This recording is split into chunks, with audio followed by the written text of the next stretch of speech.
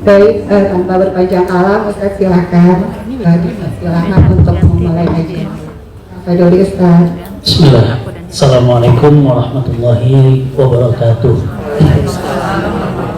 Alhamdulillah, alhamdulillah, summa alhamdulillah, wa la ilaha illallah, Allahu akbar. Alhamdulillah rabbil alamin. Salatu wassalamu ala asrofil anbiya wal mursalin wa ala alihi wa sahbihi wa man da'a bi da'watil Islam wa tazama bi tariqatihi wa tarassama khutah wa ja'ala lakidatan islamiyatan asasan li fikratih wa lakam syar'iyatan miqyasan li amalihi wa masdaran li ahkami. Asyhadu an la ilaha illallah wa asyhadu anna Muhammadan abduhu wa rasuluhu la nabiyya ba'da.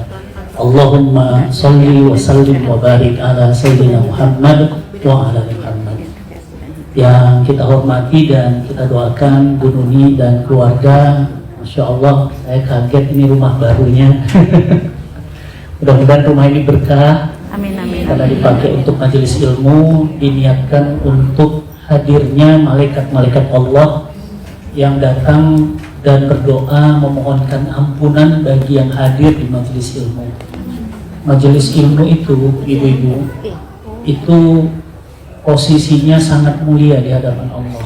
Maka kalau rumah kita dipakai untuk majelis ilmu, berbahagialah kita, karena yang datang malaikat, bukan setan. Dan yang namanya malaikat, dia adalah makhluk Allah yang tidak pernah maksiat dan tidak pernah menyangkal perbuatannya dari ketaatan kepada Allah. Jadi beruntunglah kalau rumah kita dipakai untuk majelis ilmu. Yang kedua, terima kasih kepada Mbak Lia dan seluruh panitia dari MP Khairatul Nisa yang saya sangat kagum akan istiqomahnya. Setahu saya, seingat saya masuk Bintaro tahun 2013. Di saat itu belum banyak ibu-ibu berhijab. Kalaupun hijab masih banyak yang dililit-lilit di sini, masih banyak yang pakai turban. Belum ada artis-artis hijrah, belum ada ibu kajian musyawarah. Ustadz Adi Hidayat, Ustadz Abdul Somad belum muncul. 2013, di saat itu MT Khairatul Nisa sudah mulai kajian, dan waktu itulah saya bisa ketemu dengan Mbak Dewi Sandra di awal-awal hijrahnya. Alhamdulillah hari ini kita lihat sama-sama dan kita doakan istiqomah. Di 2014 juga ada Ria Miranda yang hari ini butiknya semakin luar biasa dan juga tetap istiqomah. Di 2015 alhamdulillah saya ketemu di Bintaro dengan Teguh Wisnu. Dulu baru-baru selesai Cinta Fitri, kemudian menikah. Alhamdulillah saya juga hadir di saksi pernikahannya dan alhamdulillah juga istiqomah beserta istrinya. Di 2016 saya ketemu Mbak Meli Guslo yang juga sekarang di Bintaro dan alhamdulillah juga masih tetap istiqomah. Ini semua berkah dari MT Khairatul Nisa. Ibu-ibu yang disayang Allah, kadang-kadang kita nggak tahu amal-amal kita yang mana ya yang menghantarkan kita kepada berlahirlah kebaikan dan kebaikan. Bintaro bagi saya adalah rumah kedua. Dulu saya ke Bintaro, ibu-ibu, belum punya mobil. Saya kesini naik taksi. Jadi kalau diundang ke Nisa naik taksi. Mungkin di sini ada yang ikut kajian saya KDII angkatan 1. Masya Allah, Galinta, Ibu, Masya Allah. Siapa lagi yang ikut angkatan 1? Ada. Masya Allah, tetap istiqomah ya Ibu ya, Masya Allah. Angkatan 2? Belum ya, Insya Allah nanti kalau nggak ikut KDI, nggak apa-apa, ikut kajian ngeseluruhnya Ustadz Wimar juga sama. Ya, materi saya itu dikemas ulang, di repackage, ya, di rebranding oleh Ustadz Wimar dengan kecerdasannya luar biasa. Saya sangat bangga dengan beliau. Tahun 2000, sekitar tahun 2010-2012 saya ketemu beliau di parkiran. Dulu tugasnya cuma ngedit video-videonya Ustadz Yusuf Mansur. Dulu beliau tuh tukang edit video, kemudian akhirnya Ustadz Felix membawanya ke Bogor dan jadilah Ustadz Wimar hari ini.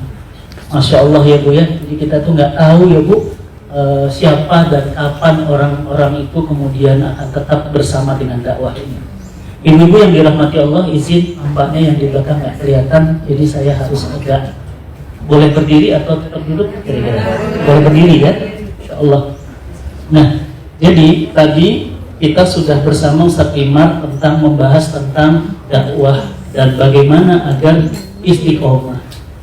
Istiqomah itu adalah amal yang mudah diucapkan, tetapi paling sulit dikerjakan. Kenapa? Karena istiqomah itu on the track, nggak belok, nggak melenceng, tetap lurus, fastaqim. Itu amal yang nggak ringan. Itulah kenapa Allah itu sangat mencintai amal yang dikerjakan itu sedikit tapi sering. Ya, contohnya ibu-ibu di sini rajin duha. Duha itu bukan yang dicintai sekali duha 12, terus setelah itu nggak pernah sholat duha. Tapi amal yang dicintai Allah itu 2 rakaat, tetapi terus konsisten. Bahkan syukur-syukur wafatnya lagi duha. Ya. Amal yang dicintai Allah itu cuma 2 rakaat tahajudnya. Tapi alhamdulillah Ustaz, ini saya lakukan sudah 13 tahun. Akhirnya dia juga meninggal di atas sajadahnya saat sholat tahajud. Ustaz, saya itu istiqomahnya amal yang paling, ya, banyak artis-artis yang hijrah kemudian akhirnya gimana? Balik lagi ke dunia lama. Bahkan maaf, lebih parah lagi. Kenapa? Memang istiqomah itu berat. Untuk tetap on the track, untuk tetap di rel itu berat. Ya, baru tadi malam ada yang curhat, dia resign dari perusahaan asuransi konvensional. Kemudian dia pindah ke perusahaan yang baik, perusahaan yang halal gitu ya. Kemudian gajinya lebih kecil. Karena di perusahaan konven gajinya gede, begitu pindah ke perusahaan yang syariah, gajinya lebih kecil. Mulai itu istrinya, mulai itu, Pak, biasanya kita bisa makan di restoran nih. Sekarang kita nggak bisa, hanya kaki 5. Pak, biasanya kita bayar sekolah anak nggak pernah telat. Sekarang kita bayar sekolah anak telat. Pak, berat istiqomah itu. Akhirnya Pak, dia curhat, Ustaz, saya nggak sanggup Ustaz. Saya ingin balik lagi tuh kan. Akhirnya balik lagi. Ya. Nah, itulah kenapa buah istiqomah itu 2, Bu.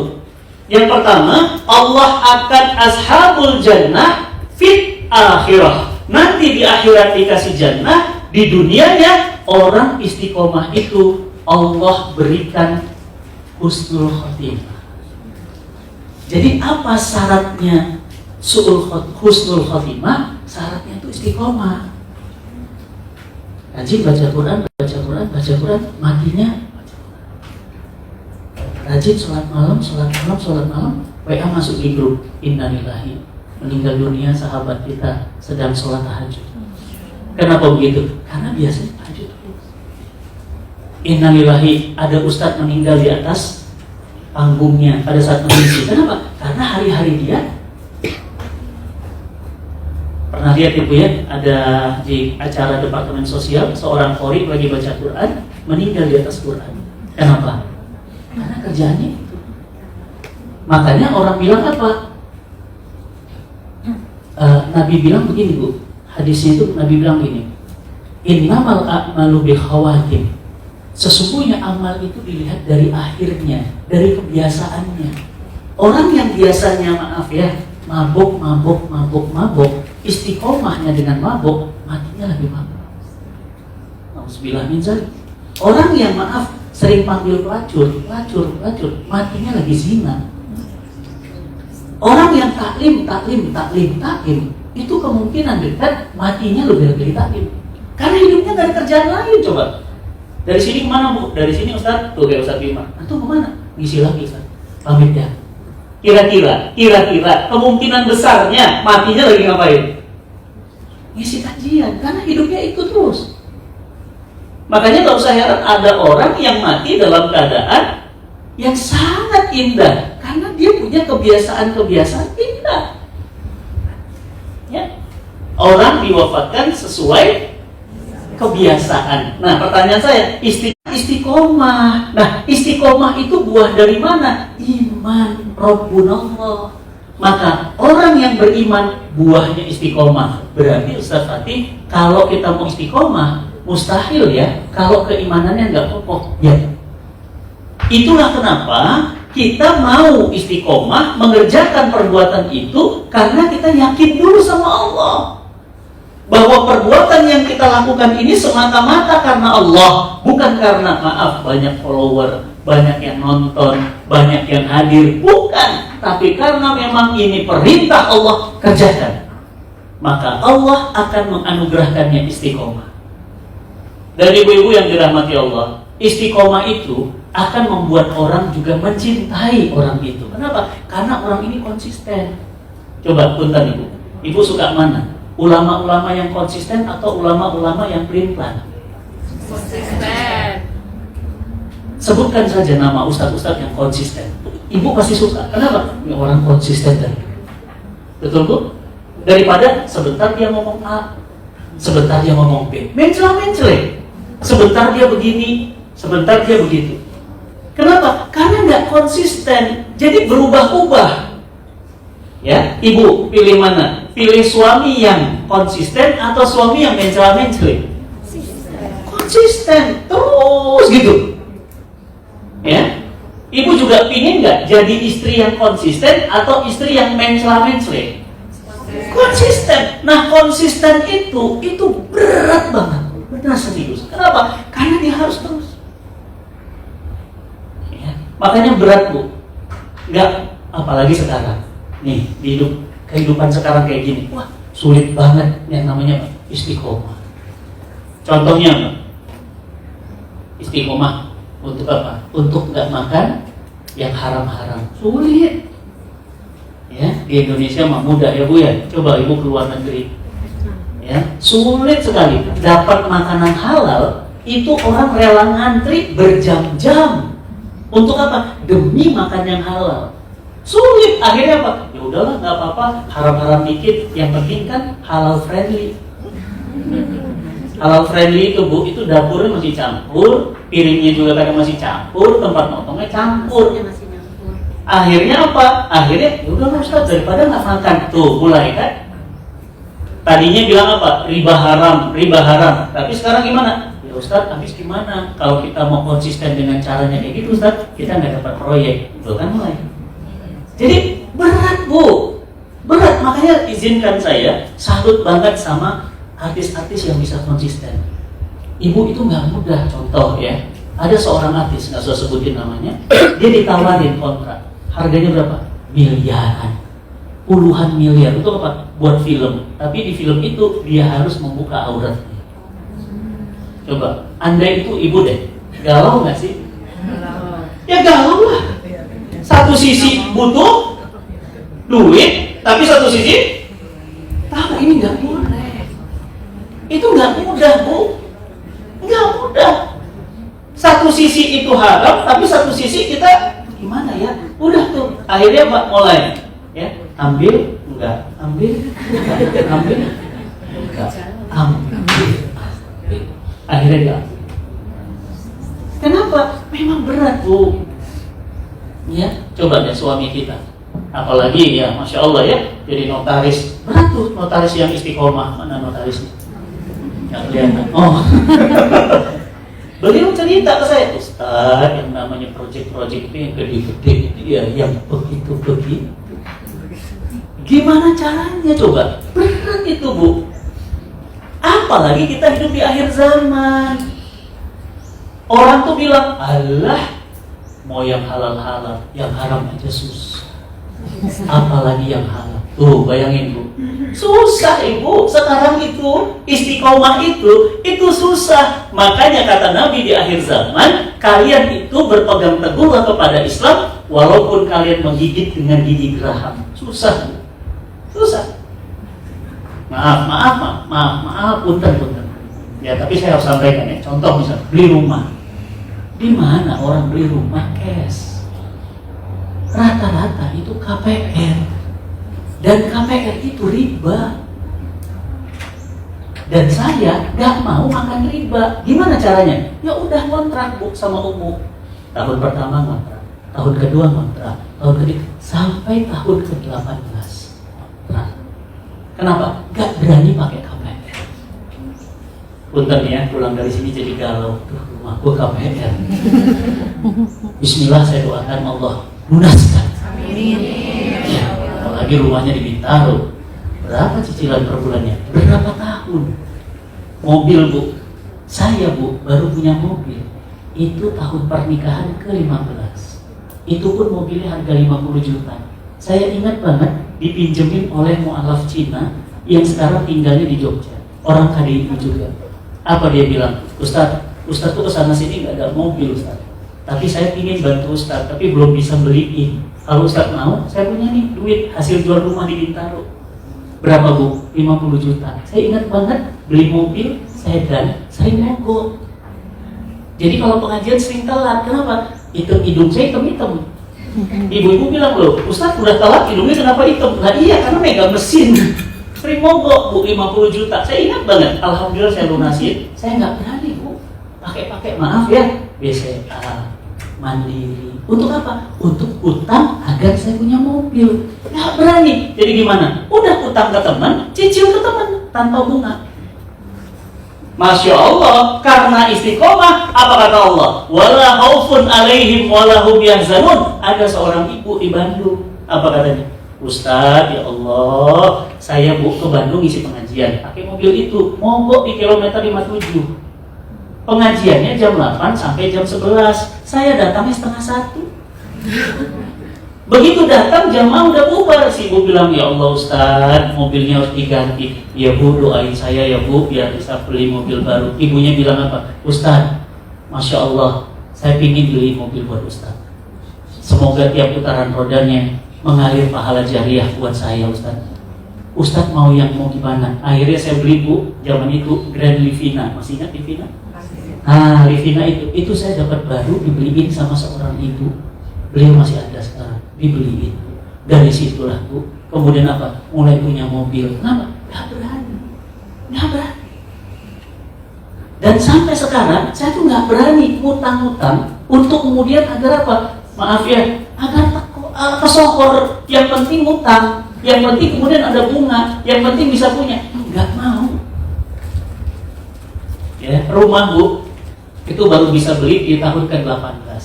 Gimana cara belinya? Masya Allah. Rupanya rumah itu pandemi, nggak bisa dibayar oleh yang punya rumah. Orang bank datang bawa segel. Pak, Bapak yang punya rumah? Enggak, saya ngontrak tahun 2021 pandemi. Ini rumah mau disegel. Saya bilang, Mas, kalau rumah disegel saya tinggal di mana? Oh, saya nggak tahu Pak, itu urusan Bapak sama yang punya rumah. Rumah sekarang ini. Terus apa kata yang punya rumah? Kata yang banknya, saya mau pasang segelnya. Mas, sebentar Mas, berapa sih total tagihannya? Ditunjukin Bu. Total tagihannya sekian, bunganya sekian, dendanya sekian. Saya bilang, Mas, kalau saya nggak pakai denda, nggak pakai bunga, saya ingin bayar uang pokoknya aja bisa. Oh, Bapak harus laporan ke bank Pak. Bukan urusan saya datang ke sini untuk nyegel rumah Bapak. Coba bayangkan perasaan saya dengan Umu waktu itu. Akhirnya gimana? Masya Allah Bu, rupanya kepala cabang BJB-nya itu adik kelas jamaah saya. Itu loh, makanya pentingnya banyak saudara itu kayak gitu Bu. Ternyata kepala cabangnya itu adik kelas jamaah saya di Bandung. Saya telepon dia, Kang, angkat kan di BJB saya ya, Kang, punya kenalan kepala cabangnya BJB Bu. Ya Allah Ustadz, itu adik kelas saya. Ada apa Ustadz? Saya mau diusir dari rumahnya mau disegel. Terus saya lihat kalau nggak pakai denda, nggak pakai bunga, itu angkanya pas dengan tabungan saya. Oh, jadi Ustadz mau beli rumah itu cash. Saya mau beli rumah itu cash. Ditelepon Bu kepala cabangnya nyuruh saya ke kantornya. Begitu ke kantornya, Pak, saya nggak mau bunganya, nggak mau dendanya. Apa katanya? Berarti totalnya sekian. Siap, hari ini saya transfer. Angkanya sama dengan jumlah tabungan saya, langsung dikurus kering tabungannya. Alhamdulillah beli rumah cash untuk istiqomah.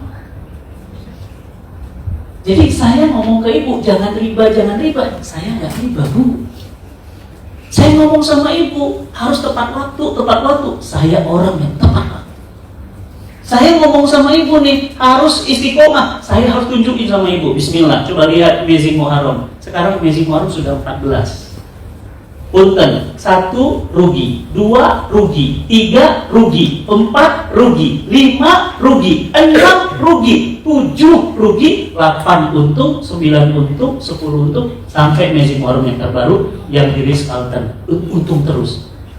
Kira-kira kalau misalnya nggak istiqomah, mungkin nggak sampai 14. Nggak mungkin. Magic Quran kemarin sampai Osaka, sampai Yokohama. Padahal ibu kalau melihat di sosial media itu saya buatnya di Makassar, ke Surabaya, ke Jakarta, ke Osaka, ke Yokohama. Itu kalau nggak berusaha istiqomah gimana? Nggak jalan. Makanya istiqomah itu juga yang membuat orang itu sukses. Kenapa? Karena orang istiqomah itu dia berjuang agar tetap on the track. Ya, bismillah Bu.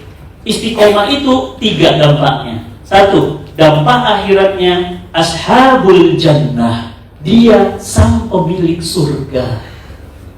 Siapapun di sini kita pasti sangat menginginkan menjadi penduduk surga. Kenapa? Karena istiqomah kita. 1. Yang kedua, dampak dunianya. Apa dampak dunianya? Allah akan tatanazzalul alaihimul malaikah alla takhafu wa la tahzan. Allah akan mengirimkan rasa tenang. Orang istiqomah itu hatinya tenang. Ibu-ibu, yang dicari itu tenang atau senang? Tenang. Kalau tenang pasti senang. Kalau senang belum tentu tenang. Mau contoh? Oke. Laki-laki perempuan pacaran, hamil pacarnya, tenang apa senang? Enggak tenang, enggak senang gitu. Senang enggak? Tenang. Oke. Sekarang laki-laki perempuan nikah hamil, tenang apa senang? Tenang dan senang.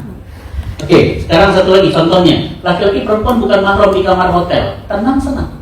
Enggak tenang. Senang? Enggak tenang. Ada yang ketok di luar, tap tap tap tap tap. Kira-kira gimana perasaannya?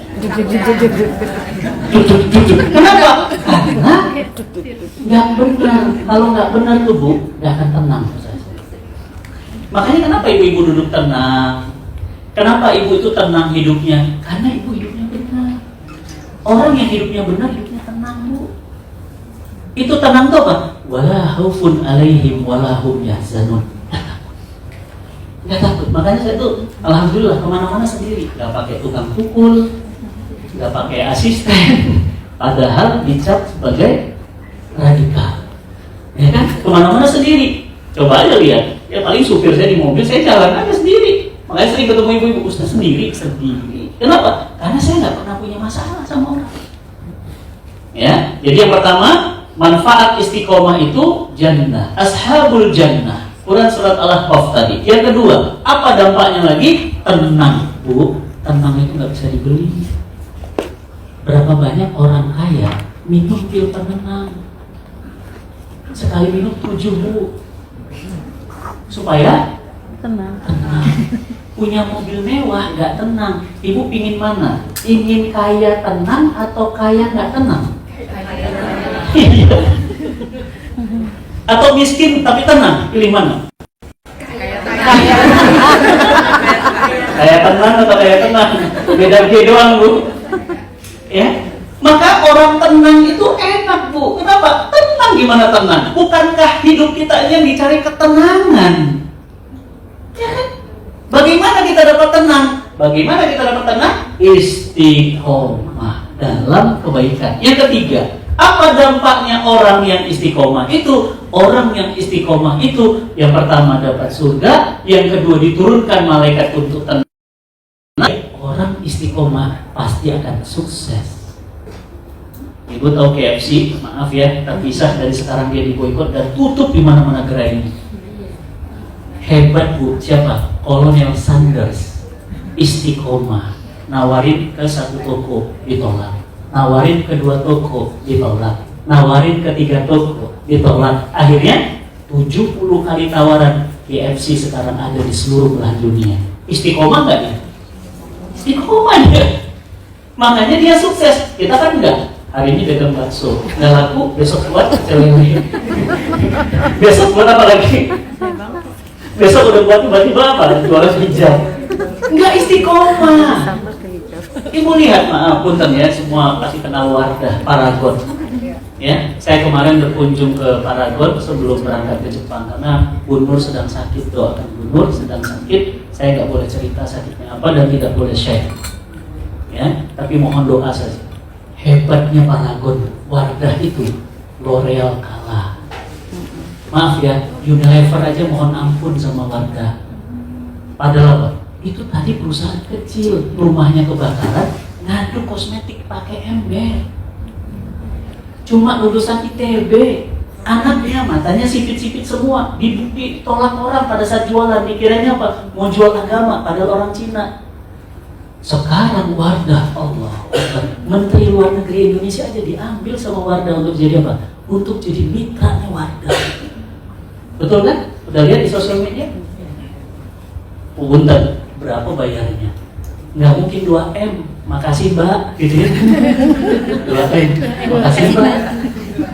Gimana itu? Mahal, kenapa? Buah dari istiqomah. Bu, kalau mau sukses, ajarkan kepada suami kita, ajarkan kepada diri kita, ajarkan kepada anak kita, istiqomah terus. Ya, istiqomah. Nah, jadi pertanyaannya, bagaimana dengan istiqomah dalam dakwah? Waduh, ini materinya berat banget nih permintaan kuliah. Ya, istiqomah dalam dakwah. Istiqomah dalam dakwah lebih berat lagi. Kenapa? Karena kondisi hari ini menyampaikan kebenaran itu bisa ditangkap, bisa dipenjara, bisa macam-macam Ibu, bisa diblokir, bisa di-unfollow, tapi kita tetap menyampaikan kebenaran meskipun pahit, lebih berat lagi. Ya, kemarin saya buat video viral tentang salah guna dana zakat. Itu banyak yang DM. Emang lu udah bosan hidup? Cuma gitu, nggak banyak. Ya, terus apa lagi? Hati-hati bro, jangan terlalu keras, nanti pulangnya nggak aman. Bu, berat Bu. Tapi saya harus sampaikan. Kenapa? Kok bisa buat rencana program makan gratis, budgetnya nggak ada? Kan mirip Karang Taruna. Karang Taruna itu buat program dulu atau buat budget dulu? Program dulu, budgetnya nggak tahu, makanya ngajuin proposal kemana-mana. Ini negara. Nggak boleh kayak gitu, ngomong sama orang kayak di PHP, Ibu. Ibu kan karena nggak penerima makan gratis. Coba kalau anak Ibu penerima makan gratis, gimana rasanya? Kita mau buat makan gratis ya, ini loh menunya, ada susu, ada ayam, ada ini. Iya, ternyata apa? Basi. Ternyata apa? Asam makanannya. Tiba-tiba seorang tokoh bilang, awas lu ya, jangan ngenyek, makannya nggak enak. Bukan soal ngenyek bro, itu nggak cocok ngomong kayak gitu. Kenapa? Nggak bisa disamakan dengan anak dia yang lagi nonton, menunggu dia lagi syuting. Orang makannya yang daging patty burger ya, itu nggak enak gimana itu? Itu Ibu, saya tuh kemarin ke sekolah SD kampung. Itu maaf ya Bu, nasinya basi.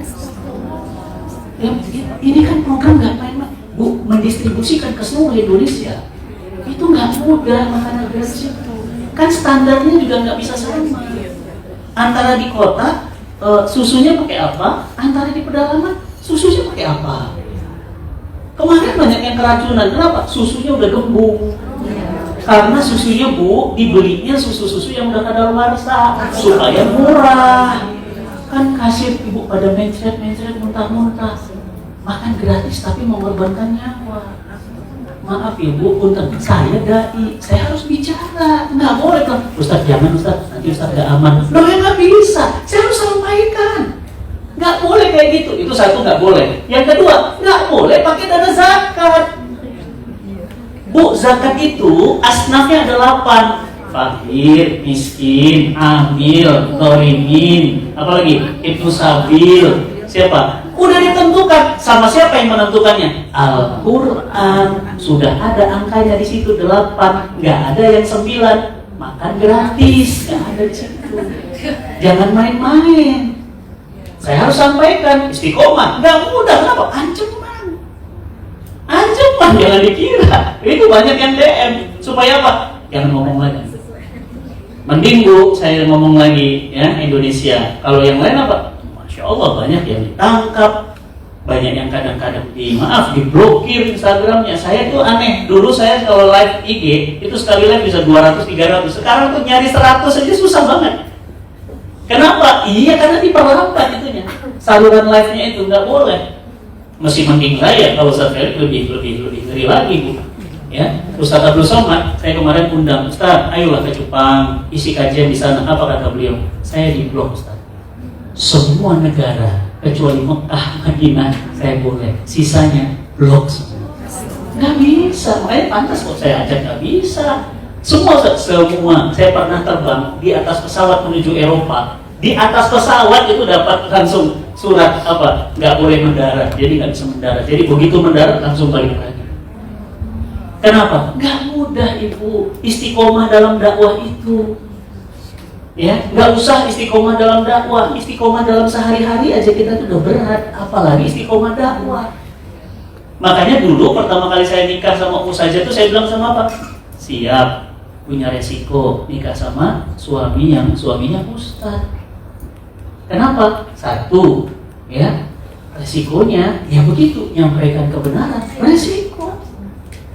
Ya, makanya Masya Allah tuh kemarin saya senang banget tuh ya ngisi di Surabaya, ya, di kampungnya Neni, di kampungnya orang-orang hebat Surabaya. Saya bisa masuk Surabaya, kenapa? Biasanya nggak bisa Bu, kenapa? Begitu saya ngisi langsung dibubarin sama Banser. Masya Allah Bu, pertolongan Allah karena istiqomah. Nih lihat Bu, apa buahnya? Ternyata yang punya acara itu ponakannya Menteri Sosial. Off the record ya, nanti di-cut video. Ini di live nggak? Aduh ampun dah. Oke ya. Nah, ponakannya Menteri Sosial. Menteri Sosial itu kepalanya Banser.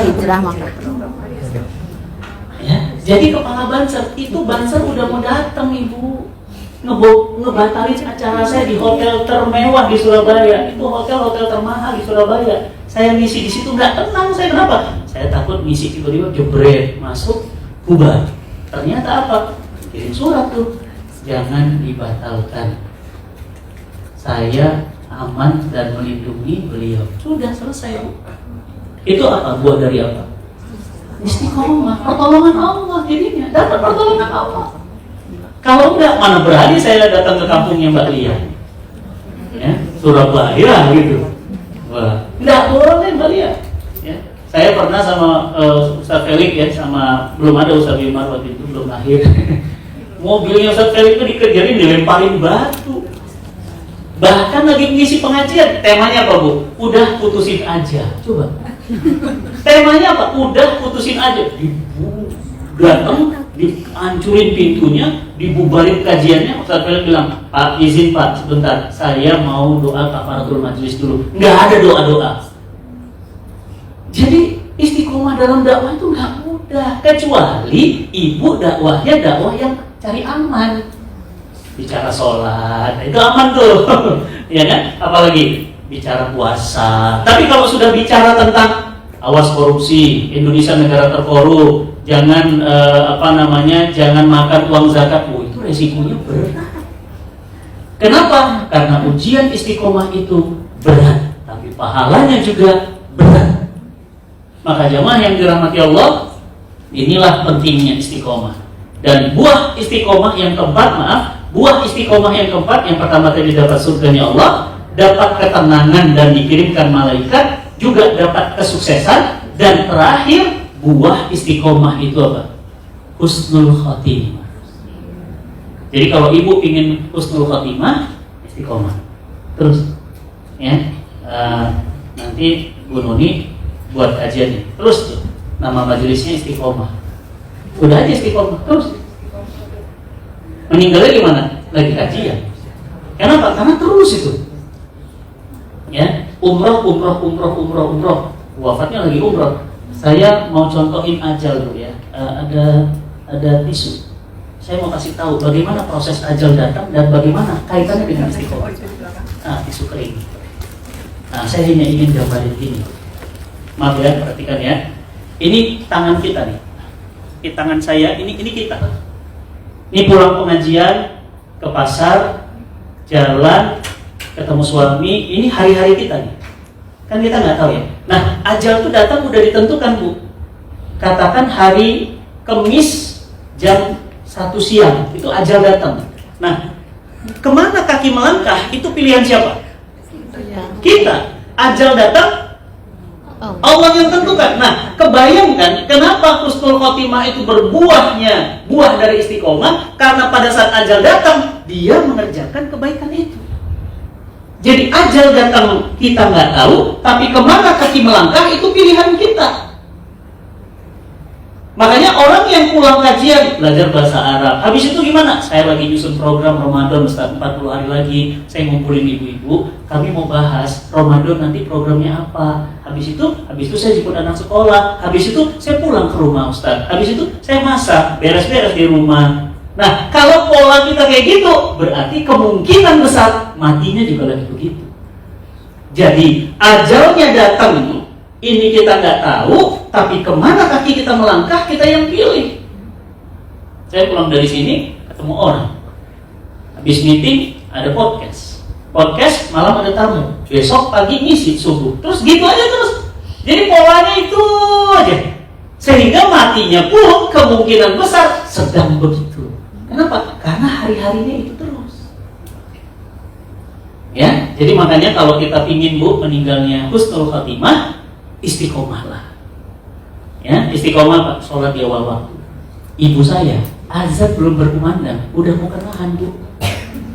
Ya, jadi meninggalnya pun itu sedang di rumah sakit, itu masih di ruang ICU, sedang kemudian ya untuk terakhir itu ya masih bangunin saya sholat malamnya itu ya sebelum kemudian wafat.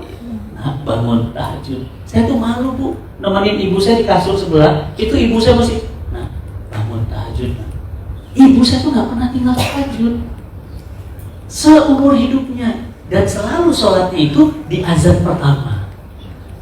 Jadi sholat itu di azan pertama, dan ibu saya tuh selalu bawel, maaf, nggak nyaman banget saya kalau udah sama ibu saya tuh. Kenapa? Udah lagi enak-enak nyetir, azan. Suruh apa Bu?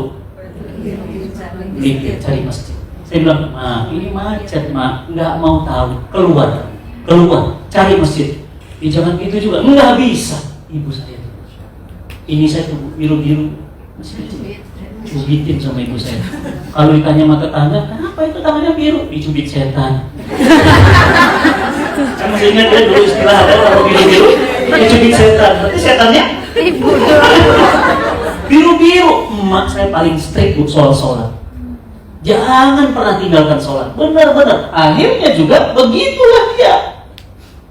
Nah kan kakaknya Bu, ibu saya punya kakak meninggalnya lagi sholat asar, lagi sujud. Ramadan lagi. Anaknya lagi mau nyiapin makanan berbuka, buka pintunya, ibunya lagi sholat, ya lagi sujud. Dah balik dia masak lagi. Balik lagi. Kok masih sujud lagi gitu. Akhirnya anaknya balik lagi, kok masih sujud, datang lagi, ternyata apa Bu? Udah meninggal, meninggalnya lagi sujud. Indah banget ya, meninggal lagi sujud, dan sujud adalah posisi hamba termulia di sisi Allah. Kakaknya ibu saya, kenapa? Sama kayak emak saya, nggak pernah mau tinggalin sholat, dikit aja nggak mau. Jadi mukanahnya udah siap pada saat azan berkumandang dia langsung sholat. Bukan kalau kita kan azan dulu baru beraktivitas gitu. Kalau dia mah enggak, udah siap ya Allah baru dia azan dan. Nah itu namanya istiqomah. Jadi istiqomah dalam semua amal itu berat kalau tidak ada dorongan iman. Ini yang ingin saya sampaikan. Semoga bermanfaat. Barakallahu lana walakum walakum minkum. Assalamualaikum warahmatullahi wabarakatuh. Bismillah, silakan. Mungkin ada diskusi. Silakan teman-teman, ada yang mau bertanya, boleh. Kiri, mana yang warna hijau? Samping bisa.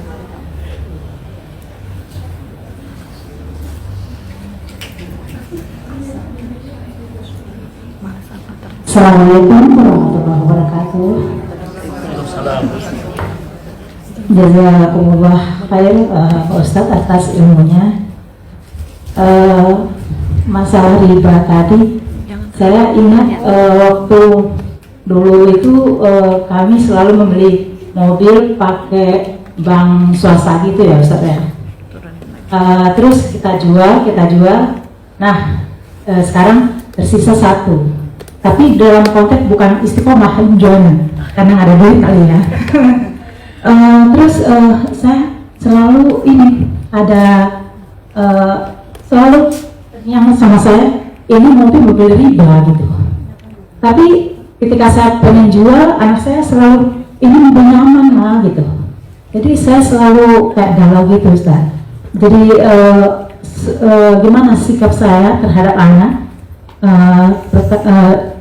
terus bisa menghindar dari riba itu.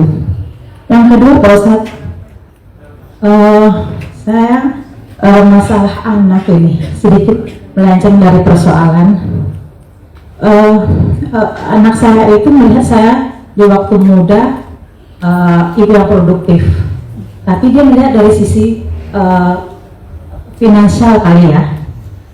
Terus sekarang dia karena dia melihat saya selalu ikut kajian, jadi dia melihat saya lagi ibu yang produktif itu.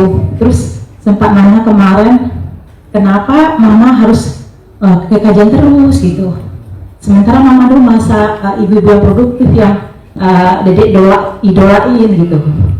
Kalau dedek seandainya tua nanti, dedek nggak mau seperti mama kan. Sedih Pak Ustaz. Mohon penjelasannya Ustaz untuk saya sampaikan kepada anak saya juga. Jazakumullah khairan khairan. Ya, bagus banget pertanyaannya. Yang pertama tentang riba mobil ya. Ibu-ibu, kalau beli mobil itu boleh, beli mobil bagus itu boleh, punya mobil listrik itu boleh, punya mobil lebih dari satu itu boleh, ya Bu ya. Nih perhatikan, Allah itu gak marah dengan punya mobilnya, cuma Allah nanya, kamu dapat dari mana? Gimana cara mendapatkannya? Perhatikan Bu ya, ini rumus nih. Islam itu tidak membatasi kuantitas. Rumah satu boleh, 2, 3, 4, 5, punya tanah 10 boleh. Islam sangat fokus dengan kualitas. Apa itu kualitas? Halal atau haram? Kan gak apa-apa Bu, rumah 10 tapi halal, betul? Daripada 1 tapi haram, betul? Iya Bu, betul. Kan bagus 1 Alphard Velfire baru tapi halal, betul? Daripada Avanza tapi riba, betul? Betul nggak? Iya. Iya kan? Iya kan nggak apa-apa. Ya kan, ingat ya Bu ya, Islam ini agama yang benar-benar masuk akal, apa? Rasional. Kita boleh kok. Makanya di dalam Quran dikatakan apa? Zuina linnasi hubus sahwat minan nisa wal dhahaba wal qanatir muqantarah minal dhahaba wal fiddah. Ya, jadi zuina linnas, telah aku anugerahkan kepada diri manusia itu suka kepada perhiasan. Jadi boleh punya rumah begini, lampunya boleh, silakan. Cuma pertanyaan satu, kamu belinya dari mana ini? Dari mana kamu dapat itu?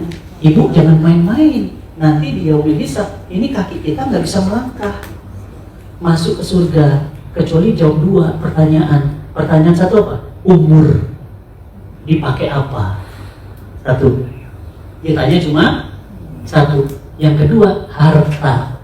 Harta ditanya 2. Dari mana kamu dapat?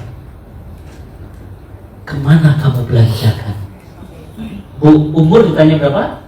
1. Harta ditanya 2. Lebih berat hisabnya. Makanya berat itu. Ya, makanya Islam nggak larang kok kita punya rumah bagus, indah kayak gini tuh bagus, boleh. Cuma pertanyaannya, dari mana?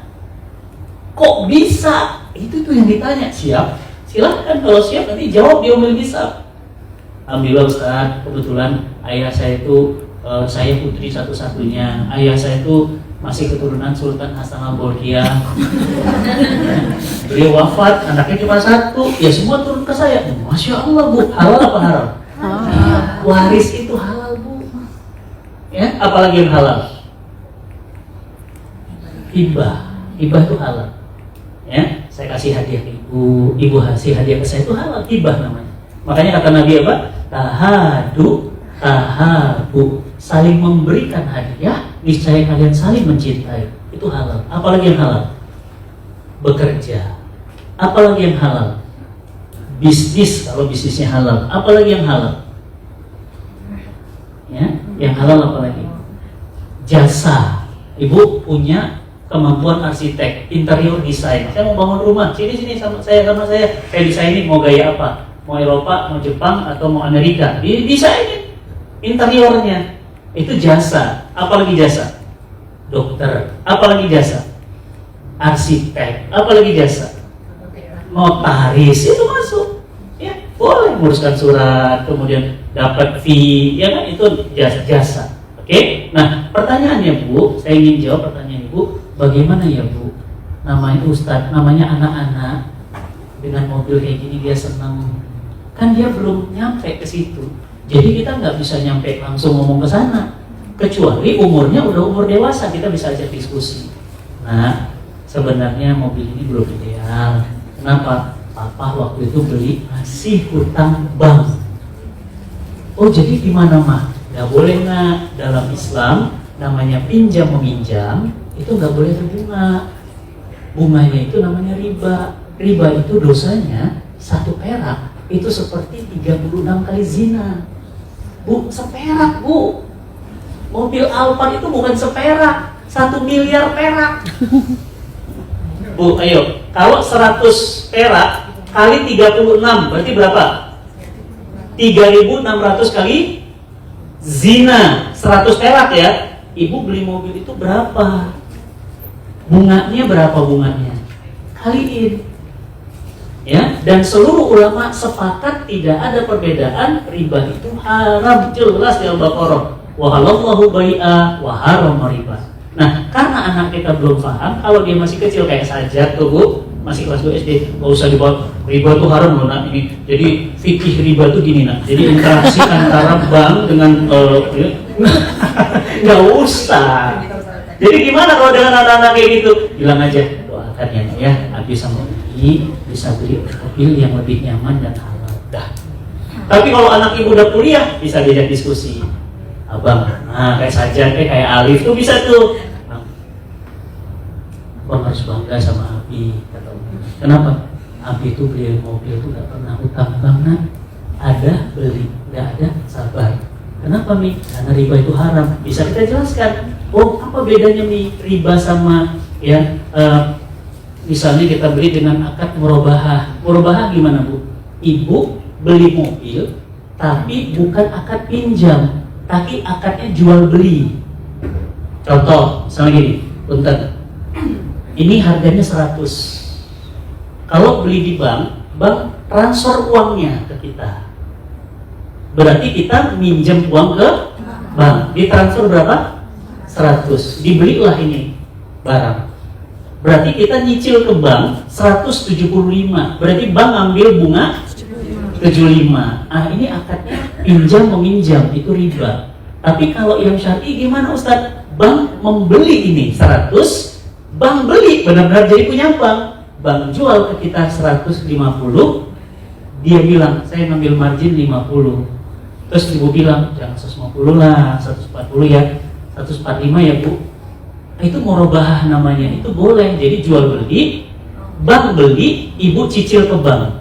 Sama, cuma beda akad. Oke, sekarang saya tanya, apa bedanya pelacur sama orang udah nikah? Makanya pelacur nggak boleh minta, Mas, nafkahku mana? Nggak bisa. Ya kan?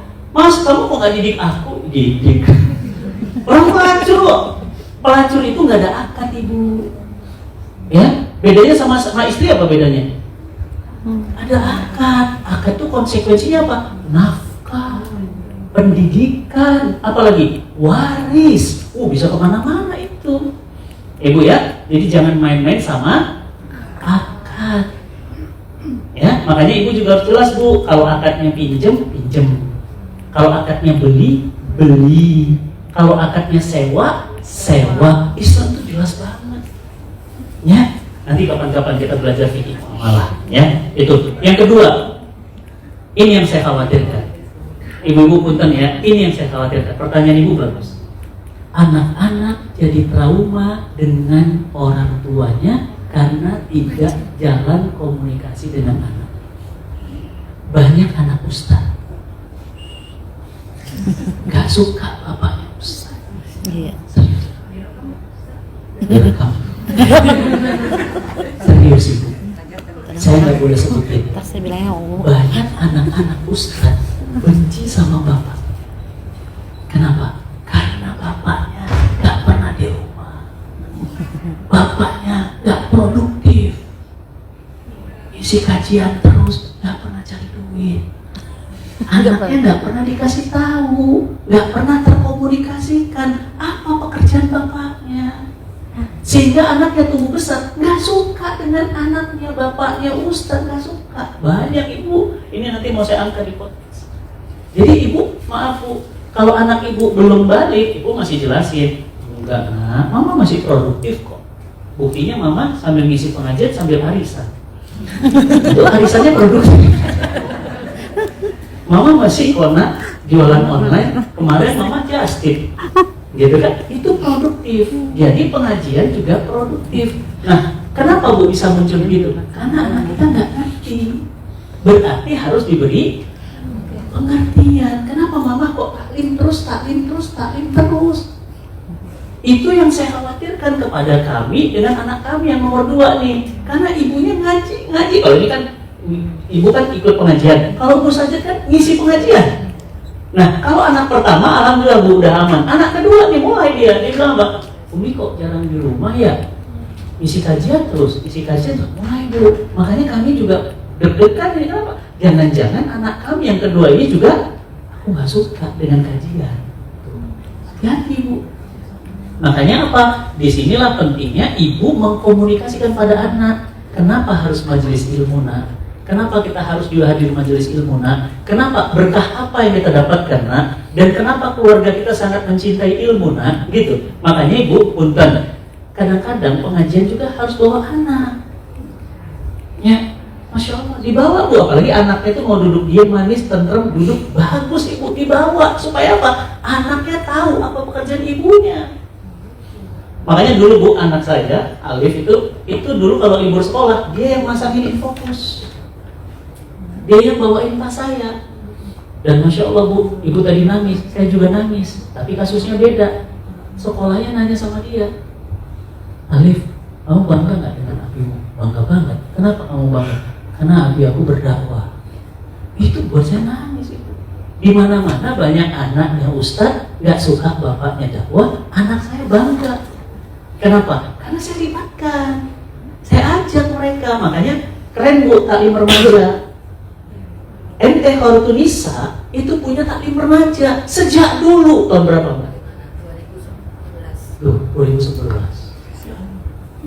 TR itu Bu, taklim remajanya Bu Dia dan teman-teman. Menurut saya itu taklim remaja tertua di Bintaro.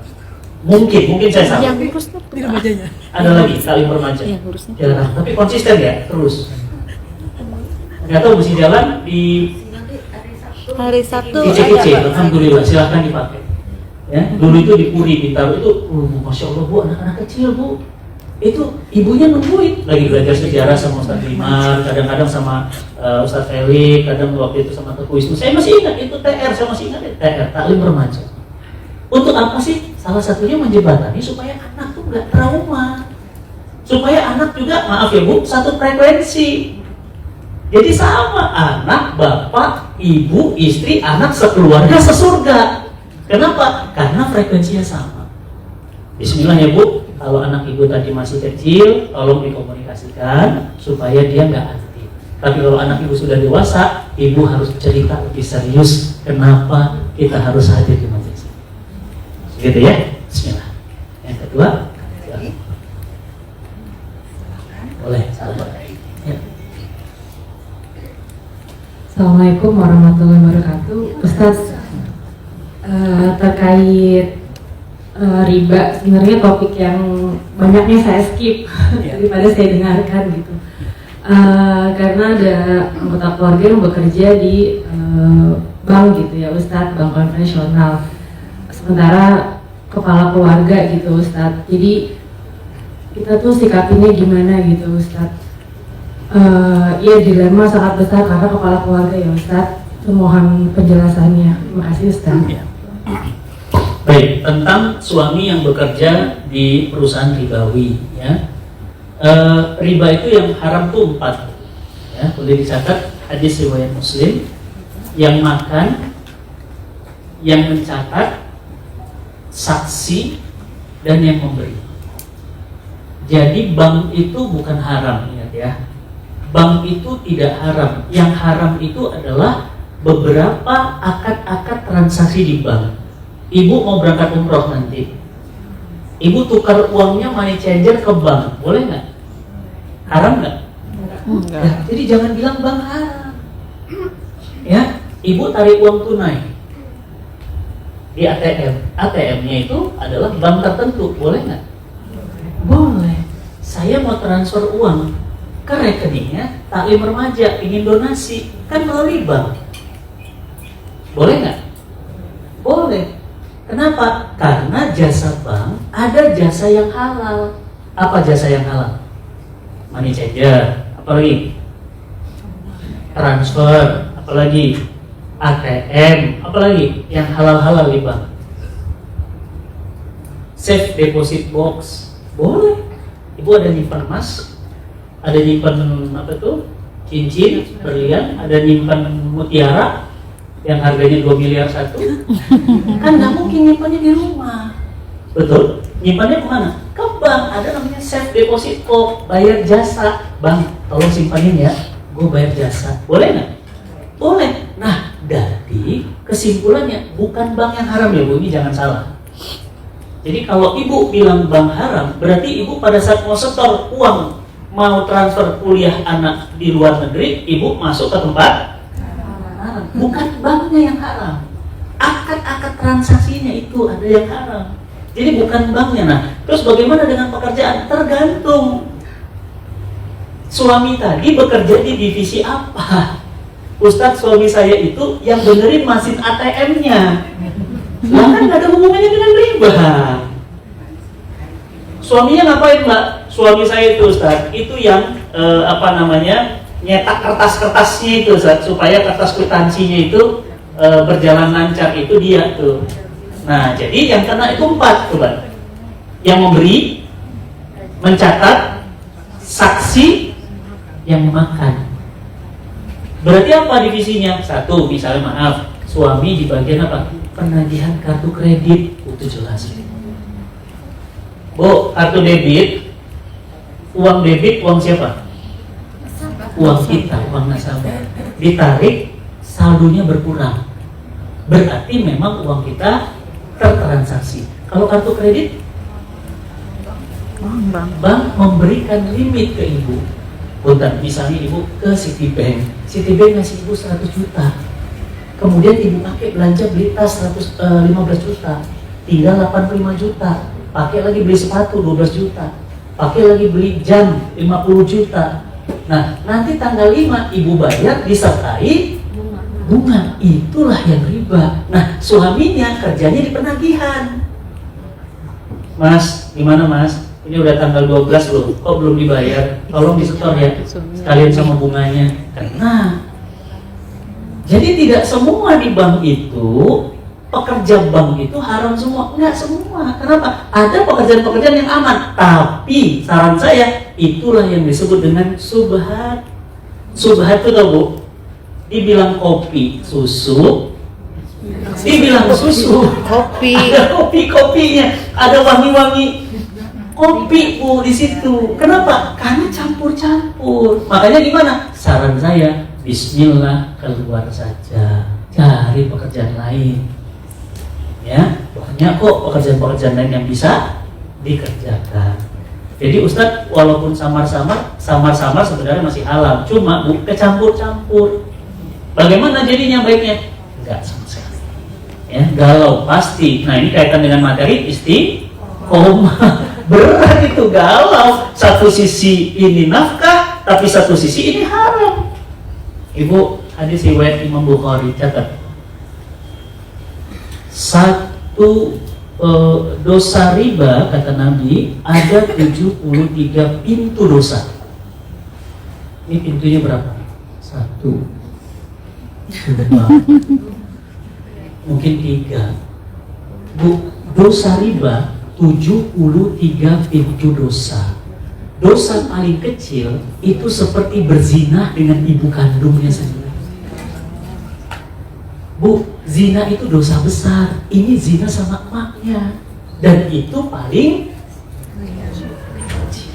Jadi gimana? Mulai hari ini yang udah-udah, yang masa lalu stop, tobat. Ya, yang terbaru jangan diulang. Bismillah. Ya, jadi kalau galau wajar. Kalau galau berarti masih punya iman. Ya Allah, Ustaz, gimana ini ya? Bagus. Pelihara rasa galaunya. Yang bahaya itu apa? Udah tahu salah, tenang-tenang aja. Itu yang bahaya justru. Ya, jangan ya Bu ya. Kalau ada urusan-urusan tentang riba-riba, mendingan stop aja. Ya, jangan. Oke, sip. Ya, ada lagi? Ya. Assalamualaikum warahmatullahi wabarakatuh. Waalaikumsalam. Allah melimpahkan segala rahmat dan kesehatan pada Pak Ustadz. Amin ya Rabbal alamin. Ini gini Pak Ustadz. Hmm? Saya sebelumnya waktu proyek pertama mungkin Pak Ustadz lupa, tapi saya dulu pernah disarankan untuk keluar dari kantor dinas pajak. Oh, oke. Jadi saya dulu terdinas di kantor pajak, kebetulan di KPP Bursa di Yeah. Sudirman. Udah cukup lama, kurang lebih sekitar 10 tahun yang lalu. Masya Allah. Nah, terus saya alamin, saya jujur Pak, hidup saya yang tadinya lebih dari berkecukupan, tiba-tiba harus keluar. Kebetulan memang saya di bagian pemeriksaan pajak. Pertama, ilmu saya sudah tidak terpakai, karena saya memutuskan mengikuti yang terbaik dari seorang ulama yang saya kagumi, yaitu Pak Ustadz. Akhirnya saya berpaling untuk memasak semua jenis makanan yang memang mereka pasti akan butuh makan. Tapi berjalannya waktu, teman-teman yang tahu tentang kapabilitas saya sebagai seorang pajak dan sebagai seorang pemeriksa, mereka masih suka mengontak dan menghubungi saya sampai sekarang, hari ini pun masih. Dengan adanya PPN 11 menjadi 12%, itu banyak sekali yang minta saya untuk buatin laporan pajak Pak, termasuk laporan komersial, baik perorangan maupun perusahaan. Sekarang saya menanyakan kepada Pak Ustadz, jujur saya sekarang ini lebih ke berdagang kue-kue. Jadi setiap saya kajian, niat saya pertama untuk cari ilmu agama. Setelah itu saya minta izin sama Syaikhul Bait untuk melakukan perniagaan. Tetapi godaan-godaan untuk membuat laporan pajak terutama itu bagaimana Pak Ustadz? Apakah saya masih bisa saya lakukan? Karena kalau saya bertanya dengan yang notabene yang istilahnya bisa dibilang terlalu konservatif, itu mengatakan tidak boleh. Sedangkan saya sepanjang waktu ini kan biaya naik terus Pak. Nah, ini kesempatan Bapak bicara masalah riba, maka saya menanyakan lagi gitu. Masya Allah. Kita tolong Pak Ustadz, jazakallahu khair. Waalaikumsalam warahmatullahi wabarakatuh. Waalaikumsalam. Tuh kan galau kan Bu? Memang benar. Materi istiqomah ini berat banget. Berat banget beneran. Ini kan kayak gini-gini udah ini ya. Ketika ada fakta baru kerasa kan. Istiqomah itu berat. Kalau teorinya mah mudah. Wah. Innal ladzina qalu rabbunallah tsumma istaqamu fala khaufun 'alaihim wa la hum yahzanun. Wah, hafal gitu ya. Tapi begitu diamalkan mulai ambil enggak ya? Ambil enggak ya? Itu berat, Bu. Ya, ini Bu tentang pajak, doribah. Dalam bahasa Islam disebut dengan doribah. Ya. Nah, pajak di dalam Islam itu memang dia tidak masuk dalam sumber pemasukan negara. Makanya ibu jangan kaget kalau ibu ke Qatar, ibu ke Dubai, atau ibu ke negara-negara Timur Tengah kayak Kuwait, itu mobil-mobil mewah semua orang bisa beli. Kenapa? Karena mereka itu nggak ada yang namanya pajak-pajak yang sampai kemudian melilit rakyatnya. Kalaupun ada bayar pajak, kayak di Jepang, Australia, pajaknya tinggi Bu. Tapi pajak itu betul-betul dikumpulkan negara, dirasakan betul oleh rakyatnya. Nah, dalam Islam, sumber pemasukan negara itu ada 12. Pajak itu ada ke-13. tapi dalam rangka kalau kondisi negara sudah darurat dan hanya dipungut dari orang kaya saja. Kalau kita kan enggak, semua kena pajak. Beli mobil kena pajak, sewa jual beli ruko kena pajak, semua kena pajak. Nah, pajak itu akadnya gimana Bu? Masalahnya ada hadisnya. Hadisnya apa? Disebut dengan sohibul maksi. Cukai pajak itu memang nggak boleh. Makanya punten ya Bu. Ya, sebenarnya kita ini sebenarnya tidak harus bayar pajak. Tapi kita dipaksa bayar pajak. Gimana dong? Ya bayar pajak. Saya direktur Bu, PT Berkah Ala Nabi, itu produknya ada di belakang. Ya, saya punya. Nah, ini nanti. Nah, ini coba lihat ada nama PT-nya. PT Berkah Ala Nabi. Coba Ibu nanti cek di notaris, itu ada di situ. Direktur utama. Ya, bukan Fatih Karim. Haryadi Surahman, itu nama asli. Makanya saya aman Bu, ya masuk imigrasi. Oh kayaknya begitu wajahnya.